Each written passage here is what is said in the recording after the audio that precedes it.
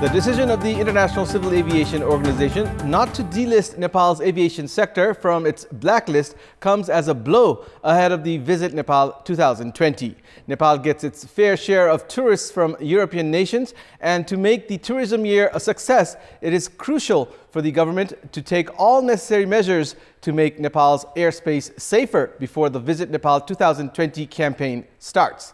Good morning, I'm Abhyuday Shrestha, and these are the headlines of the hour. Rift within Nepali Congress visible as the Ramchandra Paudel faction holds a separate meeting. Senior leaders Krishna Prasad Sitola and Shashank Koirala avoid Central Committee meeting. The race for the Speaker's position heats up. Efforts on to make the Deputy Speaker resign to make way for Speaker candidate from the ruling Nepal Communist Party. The European Union refrains from withdrawing Nepal's aviation sector from its blacklist. The move a serious blow ahead of Visit Nepal 2020. And Nepal's swimming prodigy Gaurika Singh pledges to spend all of her prize money from the 13th South Asian Games for the development of swimming in the country.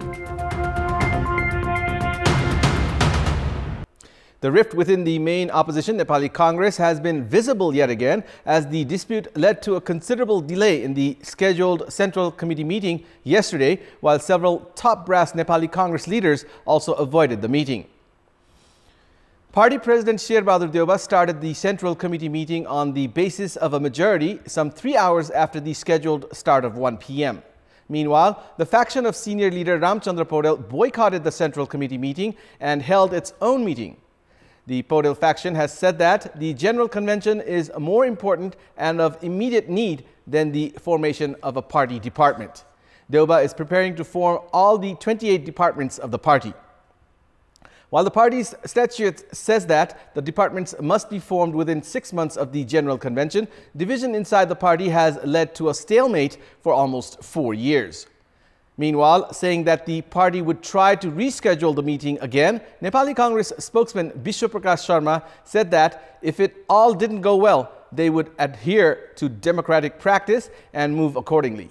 The faction of Krishna Prasad Sitola was not present at yesterday's meeting. Sitola claimed that he had informed Deuba and gone to his hometown Jhapa and that he was not aware of the differences. Likewise, Nepali Congress General Secretary Shashank Koirala also cited family programs and escaped from the meeting after sensing differences. Efforts are underway from the ruling Nepal Communist Party to make Shivamaya Tumbahamfe, the Deputy Speaker of the House of Representatives, to resign from her post. As the Constitution has barred the same party to hold the dual post of both the Speaker and the Deputy Speaker, the ruling Nepal Communist Party has made a mindset of making Tumbahamfe step down to make way for another candidate from the party to assume the post of the Speaker. The post of the Speaker has been vacant since 2nd of October after Krishna Bahadur Mahara stepped down due to rape allegations. Since Mahara belonged to the then Maoist Center, the same faction of the party has staked its claim for the position, but it is likely that the faction of the then CPN-UML will get the post of the Speaker, as Executive Chairman of Nepal Communist Party Pushpakamal Dahal reportedly bargained the post for the executive authority of the party. Subhas Nemwang is seen as the potential candidate for the Speaker's role. However, the leaders from the then Maoist Center faction are putting pressure on Dahal not to give up the Speaker's position. Meanwhile, the ruling Nepal Communist Party is preparing to give the responsibility of the Deputy Speaker either to Rashtriya Janata Party or Rashtriya Jana Morcha, for which discussions are already underway. We'll take a short break here. We have more news coming up. Welcome back. The European Union has refrained from withdrawing Nepal's aviation sector from its blacklist. The European Union has given continuity to the decision that it took 7 years ago, raising questions on air safety of Nepal. The European Union has blacklisted the Nepalese airline companies since 2013 and has banned them from flying into the airspace of its member states, citing that Nepal has not followed the mandatory criteria and air safety measures enforced by the International Civil Aviation Organization. The government had awaited the decision from the Management Board meeting of the Air Safety Agency of the European Union to remove the Nepalese airlines from the blacklist. However, the meeting held in Germany yesterday did not even incorporate the agenda of removing the Nepalese airlines from the blacklist. Emergency oral contraceptive pills easily available in pharmacies are consumed by women of reproductive age within 72 hours of unsafe sex to avoid unwanted pregnancy. However, a survey conducted by Kantipur television has shown the younger population have been largely misusing such pills with or without knowledge. We have a report. When the ongoing fiscal year began, there were 3,276 registered pharmacies within Kathmandu Valley alone. If we visit any one of these pharmacies and ask for an emergency contraceptive pill, pharmacists will have at least one of half a dozen brands registered at the Department of Drug Administration. We reached out to 150 pharmacies in Kathmandu Valley for a survey. Interestingly, just over 55% of the customers who buy emergency pills are men. At any given day, a single pharmacy sells about 5 pills on average. 75% of the buyers tentatively fall in the age group of 18 to 25 years, and majority of the pharmacists said the demand for emergency pills was higher among the young generation and students. प्राय teenage के स्टुडेन्टहरु आइरा हुन्छन् अब कोही म्यारिडहरु पनि आएको हुन्छन् अनम्यारिडहरु पनि हुन्छन् अब हामीले डाइरेक्ट सोध्न मिल्दैन थियो हैन अब नर्मली हेर्दाखेरि टिनेजै हुन्छन्. Doctors say consuming emergency contraceptive pills is detrimental to a woman's health with potential for long-term effects in fertility. Alarmingly, our survey responses showed 45% of the buyers were repeat customers, with 41% of them returning to buy their second pill within a week's time. Problem कहाँ छ भने फार्मेसीमा easily Eiffel पाउँछ अनि त्यसै कारणले पेशेन्ट्सहरु गएर Eiffel directly किन्नुहुन्छ अनि use गर्नुहुन्छ. It is only for an emergency. It should not be used on routine basis. Routine basis मा लिने बेलामा हार्मोन्स को बढी हुने कारणले यसको धेरै साइड इफेक्ट्स हुन्छ. प्राय त पेशेन्ट्स आउँछन्, पेशेन्ट्स आएपछि तर सब आइपिल खाथ्यो, अहिले धेरै पेट दुखिरहेछ, मलाई स्पटिङ भइरहेछ, मलाई ब्लिडिङ भइरहेछ, मेरो पिरियड्स इरेगुलर भयो, पिरियड्स भइरहेछ छैन राम्ररी. So there are so many problems. During the course of our survey, several pharmacies shared because of the shame attached with buying the pill, men prefer to leave the packaging and instructions leaflet behind and take just the tablet with them. This deprives the end consumer, especially first-time user, from making an informed decision regarding consumption. कतिको frequency भन्ने कुरा हुँदैन. Obviously कुनै इमर्जेन्सीको लागि कुनै कुरा छ भने त इमर्जेन्सी भयो नि. इमर्जेन्सी रिकरेन्ट भयो भने that is not an emergency. So emergency भनेको obviously once in 3 months, 4 months, 6 months भयो नि छुट्टै कुरा हो. Monthly basis मा, daily basis मा, weekly basis मा खानु हुँदैन. Based on the data at Customs Department, Nepal imported chemical contraceptive based on hormones, which includes emergency contraceptive pills, worth over 232 million rupees in the fiscal year 2072-73. The number almost doubled to nearly 416 million rupees by 2075-76, and the imports of first 4 months of the ongoing fiscal year has exceeded 241 million rupees. This suggests that the total import of such products might be exponential by the time the current fiscal year ends. Due to easy availability and the non-requirement of a doctor's prescription, there is growing misuse of emergency contraceptive pills, especially among youngsters of Kathmandu Valley.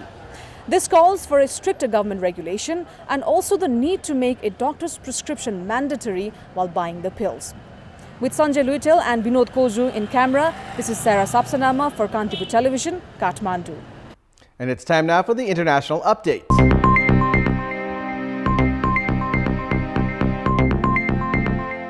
The Conservatives are set to win an overall majority of 86 in the UK general election, according to an exit poll for the BBC, ITV and Sky News. The survey taken at UK polling stations suggests the Tories will get 368 MPs, 50 more than at the 2017 election, when all the results have been counted. The Labour Party would get 191, the Liberal Democrats 13, the Brexit Party none, and the SNP 55, according to the exit poll. In one of the first seats to declare, the Conservatives took Blythe Valley in northeast England from the Labour Party. Labour also held Houghton and Sunderland South, again with a smaller majority. The rest of the results are due to come in the early hours today, although the final total will not be known until around noon local time. We have more news coming up, but right now it's time for another short break. Welcome back. In our Public Voice segment, we had asked the locals in the Western District of Rukum how they felt about the local government's role in controlling corruption and formulating good governance. Let's take a look at what they had to say. Public Voice. भ्रष्टाचार न्यूनीकरण हुने भन्ने जुन जनताको आशा थियो त्यो जनताको आशा विपरीत अझ भ्रष्टाचार व्यापक रूपमा बढेको छ भ्रष्टाचार न्यूनीकरण भएको छैन शासन कायम गर्ने जुन स्थानीय तहले प्रतिबद्धता गरेको थियो त्यो नै पूरा गर्न सकेको छैन त्यही नै चुकेको छ त्यही नै नागरिकले शंका गर्ने ठाउँ रहेको छ भ्रष्टाचार निवारण गर्नको लागि काम त गर्न खोजेका छन् तर राम्रोसँग गर्न सकेकै छैनन् यो सार्वजनिक सुनवाई भन्छन् नाम मात्रको सार्वजनिक सुनवाई छ चुनाव बेला उनीहरुले आफ्नो प्रतिबद्धता जाहेर गरेका थिए भ्रष्टाचार निर्वारण गर्छौं भनेर त्यो अनुसार यिनीहरु अहिले आउँदाखेरि यो भ्रष्टाचार निर्वारण गर्न नसकेको अवस्था देखिन्छ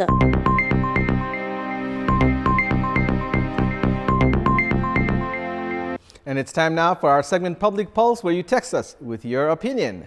Public Pulse. And here's the question. Why has European Union not removed Nepal's aviation sector from the blacklist? Your options are A, unable to fulfill criteria, B, feeble monitoring, and C, poor diplomatic initiative. The voting is on. Type NEWS, select your option A, B, or C, and send it to 34001 to share your opinion with us. And it's time now for the sports news. Sports news. Gaurika Singh, the country's swimming prodigy, who created history by clinching the first individual swimming gold on her way to 4 individual gold medals at the 13th South Asian Games, has said that she's going to utilize the prize money for the betterment of the swimming sector in Nepal. Gaurika is going to pocket a prize money of at least 4.4 million rupees for the 4 gold medals she won during the Mega Games. Interestingly, Gaurika opined that her success should be taken lightly and not hyped. Gaurika felt that since there were many swimming events, it made way for swimmers to grab more gold medals, which was not possible in the case of events such as football or volleyball. Gaurika, who loves spending time with her family, is currently studying A-level in the UK. Gaurika, in her short career, has faced allegations of not being a Nepalese citizen just on the basis that she has not spent much time in Nepal. However, such charges have not deterred the spirit of Gaurika, who now harbors the aspirations of winning an Olympic medal. And now, before wrapping up, here's a look at the top stories. Once again, rift within Nepali Congress visible as the Ramchandra Paudel faction holds separate meeting. Senior leaders Krishna Prasad Sitola and Shashank Koirala avoid Central Committee meeting.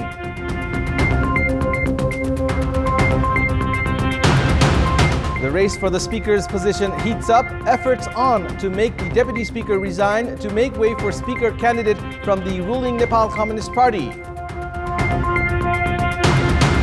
The European Union refrains from withdrawing Nepal's aviation sector from its blacklist. The move a serious blow ahead of Visit Nepal 2020. And Nepal's swimming prodigy Gaurika Singh pledges to spend all of her prize money from the 13th South Asian Games for the development of swimming in the country.